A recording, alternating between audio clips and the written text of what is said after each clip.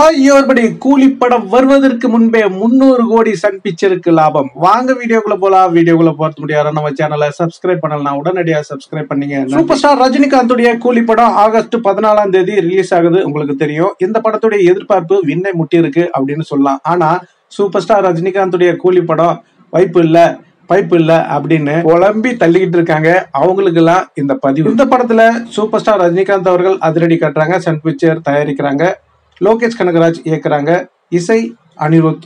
இந்த படத்துல தலைவர் கூட சத்யராஜ், உபேந்திரா, நாகார்ஜுனா, அமீர்கான், சோபின் ஷாகர், ஸ்ருதிஹாசன், பூஜா ஹெக்டே இது போல நடிகர் பட்டாளங்கள் இதுல இணைஞ்சிருக்காங்க. இன்னைக்கு கூலி படத்துடைய எதிர்பார்ப்பு விண்ண பிளந்து இருக்குதுன்னா அதுக்கு காரணம் இது ஒரு காரணமாக இருக்கலாம்.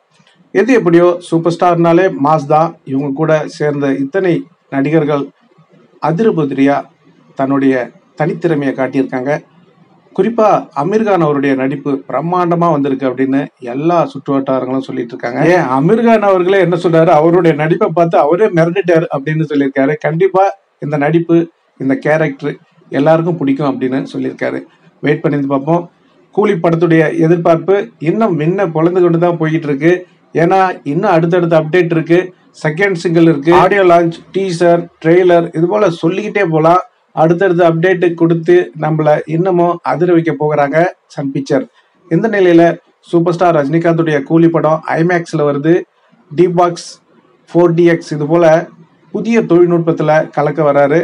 இதெல்லாம் அற்புதமான ஒரு அனுபவம். யாரும் மிஸ் பண்ணாதீங்க. ஏன்னா அங்க மழை வருதுன்னா உங்க மேல மழை சாரல் படுற போல அந்த ஃபீலிங்.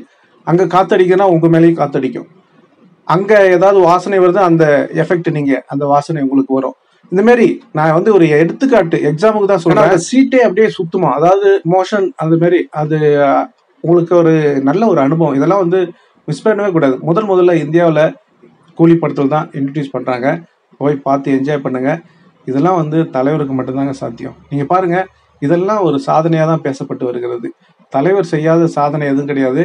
அவர் எப்போதுமே பார்த்தீங்கன்னா சாதனை மன்னன்னு சொல்லுவோம்.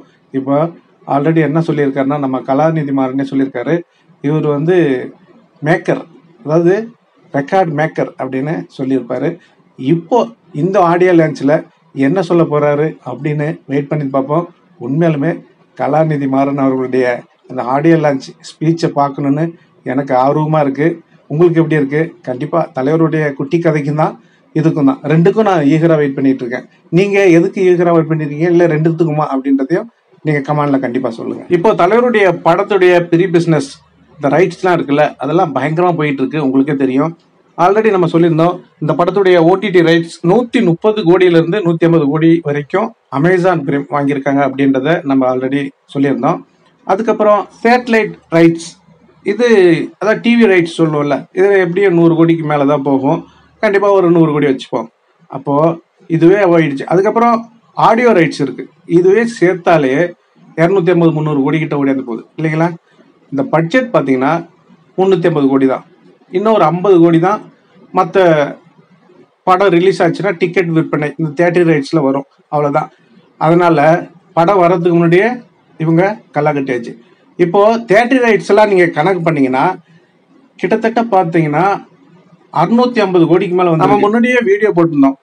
தலைவருடைய சேட்டலைட் ரைட்ஸ் இதெல்லாம் ஃப்ரீ பிஸ்னஸ் மொத்தமாக சேர்த்து, தியேட்ரிக்கல் ரைட்ஸ் எல்லாமே சேர்த்து 500லேருந்து 60 கோடி அப்படின்னு நம்ம சொல்லியிருந்தோம். ஆனால் இப்போ 650 கோடி அப்படின்னு செய்யாறு பாலு அவர்கள் ஒரு யூடியூப் சேனலுக்கு பேட்டி கொடுத்துருக்காரு. வேணா அந்த வீடியோ இப்போ சமூக வலைதளங்களுக்கு வைரல் ஆகிட்டு இருக்கு, நீங்கள் போய் பார்க்கலாம். நாம் 600 கோடி தான் சொன்னால் அங்கே 650 கோடி சொல்கிறாங்க. ஏன்னா இருக்க ரேட்டு அதிகமாகிறதுக்கு சான்சஸ் இருக்குது. நான் அப்போ சொன்னேன், இப்போது அது உறுதியாக இருக்குது. எது எப்படியோ சூப்பர் ஸ்டார் ரஜினிகாந்துடைய கூலி படம் வரதுக்கு முன்னாடியே டேபிள் ப்ராஃபிட் அப்படின்னு சொல்லுவாங்க. மொத்தம் 650 கோடி வந்திருக்கு. இதில் 350 கோடி பட்ஜெட் அதை ஒதுக்கிடுங்க.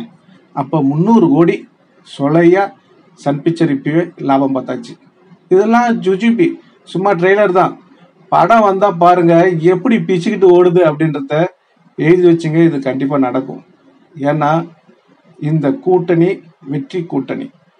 உங்களுக்கே தெரியும், லோகேஷ் அவர்கள் மாநகரம், கைதி, விக்ரம் 2, ஏன் மாஸ்டரு லியோ சொல்ல, மாஸ்டர் எடுத்தார் தான்.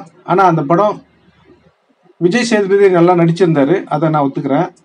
ஆனா அந்த படம் வந்தப்போ பாத்தீங்கன்னா கொரோனா காலகட்டம், 50% தான் தியேட்டர்ல ஆக்குபேஷன். அப்போ என்ன பண்ண, அந்த படம் 70 கோடி கூட வசூல் பண்ணல மொத்தமா சேர்த்து. மொத்தம் அவங்க எடுத்தவங்களுக்கு நஷ்டம் தான்.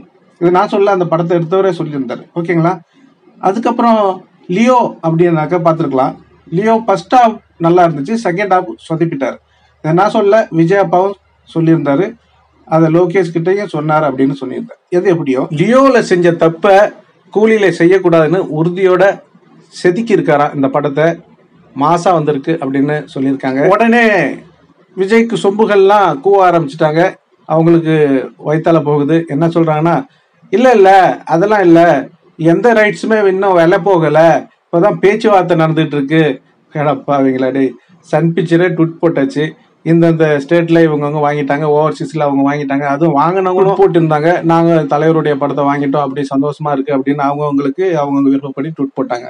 இவங்க இங்க 3 குரங்கு உட்காந்து பேசிக்கிட்டு இருக்கு. என்ன சொல்லுதுன்னா, இல்ல அதெல்லாம் பொய், இன்னும் விலையே போகல, இப்பதான் பேச்சுவார்த்தை நடந்துட்டு இருக்கு, இன்னும் யாரும் வாங்கல. ஆனா அந்த ஜனநாயகம் படத்தை அவங்க வாங்குறாங்க, இவங்க வாங்குறாங்க, விலை போகாத படத்தை. ஏன்னா இல்ல, என்ன உண்மையில சிரிப்பு தான் வருது. இந்த வடை சுட்டதுக்கெல்லாம் விளக்க சொல்றீங்களாடா. இன்னொருத்தர் கமாண்ட்ல சொல்லியிருக்காரு, உங்களுக்கு லால் சலாம் படத்துடைய வசூல் தெரியுமா, அப்புறம் வேட்டையன் படத்துடைய வசூல் தெரியுமா, இப்படி எல்லாம் பேசுறீங்க, உனக்கு என்ன தெரியும் சொல்லு.